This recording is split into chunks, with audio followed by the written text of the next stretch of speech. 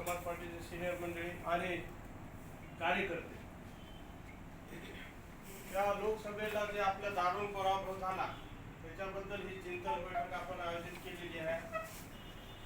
तर या बैठकीमध्ये सर्वांनी आपले आपले मुद्दे मांडले.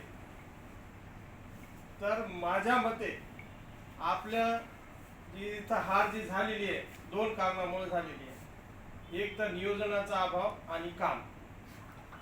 तर नियोजनाचा अभावाबद्दल सांगायचं झालं तर आज आपण छाती ठोकपणे सांगतो की आपली तिसऱ्या नंबरची पार्टी आहे. बहुजन समाज पार्टी तिसऱ्या नंबरची आहे आणि तिसऱ्या नंबरची पार्टी असल्यामुळे आपण तिसरा पर्याय गण आहे लोकांसाठी निवडून द्यासाठी. पण इतर पक्षांनी काय केलं, जसं काँग्रेस आणि बीजेपी यांनी तिसरा पर्याय आपल्याला डावलून तिसरा पर्याय त्यांनी स्वतः निर्माण केला आणि ते अशा प्रकारे केलं की घटक पक्षांना सोबत घेऊन एक एनडीए ग्रुप केला आणि एक इंडिया ग्रुप केला. आता हे एनडीए जे आहे ते याचंच आहे, बीजेपीचंच आहे आणि काँग्रेसचं जे आहे ते इंडिया आहे.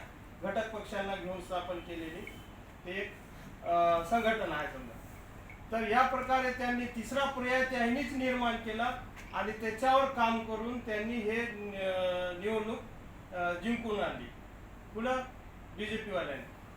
आणि जर हे जर झालं नसतं तर काँग्रेस निवडून आली असती. पण अशा प्रकरणावर आपण बहुजन समाज पार्टीच्या वतीनं का चिंतन करत नाही आणि असे पर्याय का आपण शोधत नाही, मला याच्याबद्दल बी वरिष्ठांना सांगायचं आहे.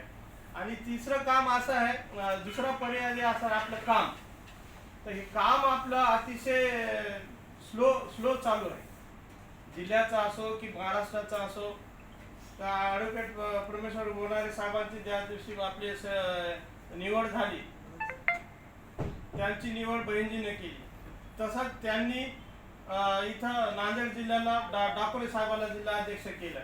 परंतु जिल्हाध्यक्षचं म्हणणं काय आहे ते हे आपण सगळे मांडत नाही आणि त्यांना सपोर्ट देत नाही, हे बी एक कारण आहे त्याच्यामध्ये.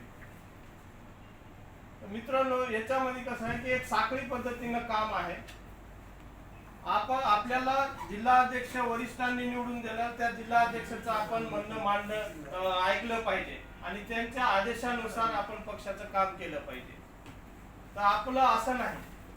आपण काय म्हणतो, डाकोरे साहेबाला काय कळाले, यांना काय कळाले, त्यांना काय कळाले, हे खालच्या खालचे म्हणजे तुमचं विधानसभा लेवलवरचे कार्यकर्ते आणि बूथवरचे कार्यकर्ते असे आपण यांना म्हणतो. पण हे चुकीचं आहे मित्रांनो. आपल्याला जे वरिष्ठांनी जे अध्यक्ष दिले त्यांचं म्हणणं आपल्याला पाळावंच लागल, म्हणणं ऐकावंच लागल. आणि दुसरी गोष्ट अशी आहे की त्यांनी जे आपलं जे सिस्टम आहे काम